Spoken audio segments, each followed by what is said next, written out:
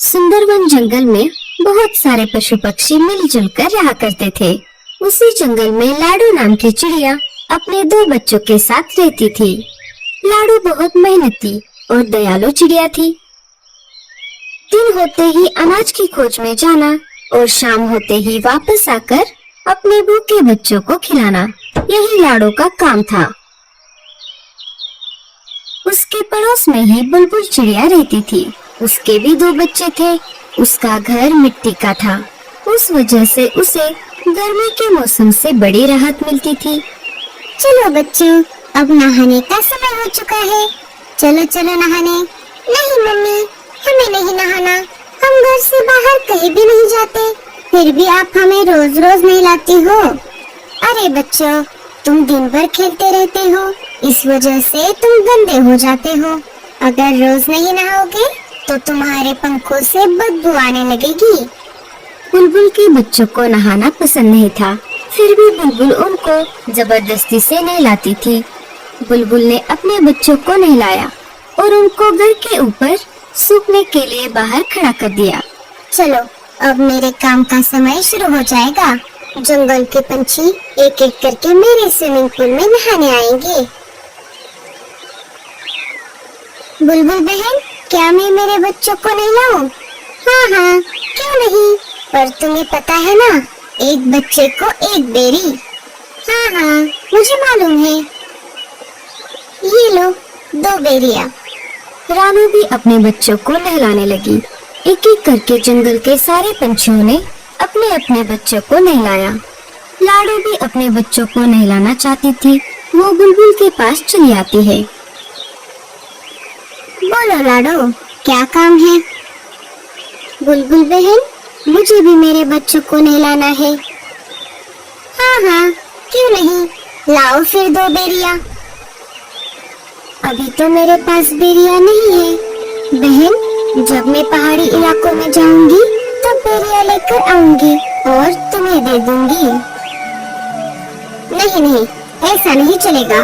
बेरियां नहीं तो swimming pool में एंट्री भी नहीं।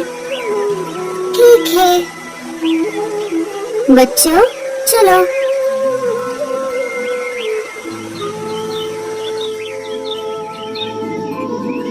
माँ, हमें भी बुलबुल आंटी की स्विमिंग पूल में नहाना है। लाडो ने बच्चों को समझाते हुए कहा। नहीं बच्चों, हम नहाने के लिए नदी में जाएंगे। वहाँ का पानी साफ सुथरा है। लाडो अपने बच्चों को स्विमिंग पूल में नहलाना चाहती थी। बेचारी लाडो कर भी क्या सकती थी। बेरियों का पेड़ ऊंचे पहाड़ी पर था और लाडो अपने बच्चों को अकेला घर पर छोड़कर उतनी दूर नहीं जाना चाहती थी। वो अपने बच्चों को लेकर नदी पर आ जाती है और एक एक करके उनको नदी के पानी में नहलाती है।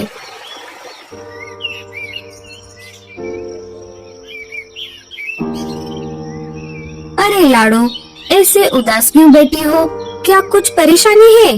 अरे नहीं कालू भैया, ऐसी कोई बात नहीं है। सोनू मोनू को बुलबुल चिड़िया के स्विमिंग पूल में नहाने की बहुत इच्छा है, लेकिन वो नहाने के बदले बेरियों की मांग कर रही है और अभी तो मेरे पास बेरिया नहीं है। बेरिया लाने के लिए मुझे ऊंचे पहाड़ी पर जाना होगा, पर मैं मेरे बच्चों को घर पर अकेला छोड़कर उतनी दूर नहीं जा सकती। बस इतनी सी बात, मैं हूँ ना। मैं पहाड़ी इलाकों में जाकर बेरिया ले आऊंगा। बड़े आए जाने वाले। क्यों जी, आपके पास कोई दूसरा काम नहीं है क्या? ना बीवी है ना बच्चे। आप एक काम करो, सारे पंछियों के काम फोकट में करो। अरे गोरे, मैं तो ऐसे ही कह रहा था। मैं पहाड़ी इलाकों में जाता रहता हूँ ना, इसीलिए मैंने ऐसा कहा। तुम भी ना गोरी। बहुत दिनों से जग्गू सेब मांग रहा है, क्या आपने ला कर दिया? कोई जरूरत नहीं है किसी की मदद करने की। अब सीधा मेरे साथ घर चलो। कालू कौवा वहाँ से चला जाता है। मम्मी, मुझे भी स्विमिंग पूल में नहाना है। अरे जग्गू, तुझे नहाने की कोई जरूरत नहीं है, तू तो वैसे भी साफ सुथरा है। लाडो उदास बैठी थी कि तभी वहाँ पर भूरा कौवा आ जाता है। भूरे ने सारी बात सुन ली थी। लाडो तुम परेशान क्यों होती हो? मैंने अभी अभी सब सुन लिया है। तुम एक काम क्यों नहीं करती? मैं तुम्हारे बच्चों की देखभाल करता हूँ। तुम पहाड़ी इलाकों में जाकर बेरिया लेकर आओ। लाडो को बूढ़े पर बिल्कुल भी भरोसा नहीं था, लेकिन उसे बच्चों को स्विमिंग पूल में नहलाना भी था। फिर भी लाडो ने बूढ़े से पूछा, लेकिन तुम मेरी मदद क्यों कर रहे हो? अरे मैं भी बहुत दिनों से बेरिया खाने की सोच रहा हूँ। तुम आते समय मेरे लिए भी बेरिया लेकर आना। अच्छा ठीक है, तो मैं चलती हूँ। तुम मेरे बच्चों का ध्यान रखना। लाडो बेरिया लाने के लिए पहाड़ी इलाकों की ओर चल पड़ती है। अरे वाह, ये तो बहुत अच्छा हुआ। मुझे पता चला है पहाड़ी इलाकों से हमारी जंगल की ओर तेज तूफान आ रहा है। मुझे नहीं लगता कि लाडो उस तेज तूफान में बच पाएगी। फिर मैं इन दो बच्चों को घर से बाहर फेंक दूंगा। लाडो के जाते ही बूढ़ा बच्चों को घोंसले से बाहर निकाल देता है और घोंसले का दरवाजा लगा लेता है। बच्चे अपनी माँ की याद में रोने लगते हैं। इधर लाडो जैसे तैसे करके आगे बढ़ती रही। वैसे ही तेज हवा भी बढ़ने लगी। लगता है इस तेज तूफान में मैं उड़ नहीं पाऊंगी। लाडो चिड़िया हार मानने वालों में से नहीं थी। बड़ी कठिनाइयों का सामना करते हुए वो आगे बढ़ती रही। तभी उसके सामने से मीनू मौसी उड़ते हुए आ जाती है। अरे लाडो, ये क्या कर रही हो? चलो वापस। बारिश के साथ साथ बहुत बड़ा तूफान भी आने वाला है। अच्छा ठीक है मौसी। वो दोनों वापस जंगल में आ जाती है। लाडो, बहुत तेज बारिश शुरू हो गई है। तुम एक काम करो, बारिश रुकने तक मेरे घर में रुक जाओ। बारिश थमते ही चली जाना। दोनों मीनू मौसी के घोंसले के अंदर चली जाती है। बारिश अपने जोरों पर थी। मेरे बच्चे ठीक तो होंगे ना? इधर बेचारे बच्चे तेज बारिश में भीग रहे थे। वो दोनों एक पेड़ की डाली पर बैठ जाते हैं, जहाँ पर कम बारिश का पानी आ रहा था। तभी उनको उस पेड़ के तने से आवाज आती है, बच्चों इधर आओ। बच्चे अंदर चले जाते हैं। इधर पूरा कौवा मजे में घोड़े बेचकर सो रहा था। तभी एक तेज हवा का झोंका आ जाता है और बूढ़े कौवे का घोंसला पानी में गिर जाता है। बूढ़ा घर का दरवाजा खोल नहीं पाता और वो डूब जाता है। थोड़ी देर बाद बारिश कम हो जाती है। लाडो वापस अपने बच्चों को देखने उसके घोंसले की तरफ आ जाती है और देखती है तो क्या, उसका घोंसला तो वहाँ पर नहीं था। वो सब तरफ खोज करने लगती है।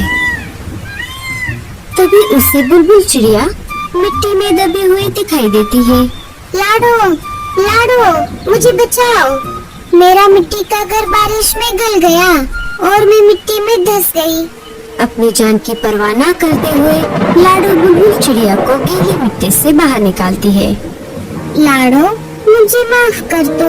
मैंने तुम्हारे साथ बहुत बुरा बर्ताव किया। लाडो बुलबुल को कुछ न बोलते हुए अपने बच्चों को खोजने लगी।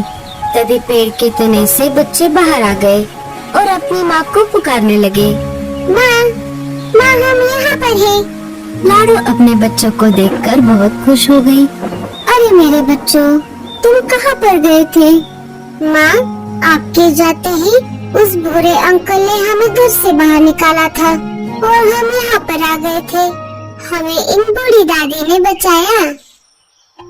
माँ जी, आपका बहुत बहुत धन्यवाद। अगर आप मेरे बच्चों को आसरा न देती तो मेरे बच्चे इस तेज बारिश को सह नहीं पाते। कुछ दिन गुजर जाते हैं। फिर एक दिन सारे पंछी मिलकर जंगल के बीचों बीच खुले मैदान में एक बड़ा सा स्विमिंग पूल बना देते हैं, जिसमें वो रोज नहाने लगते हैं।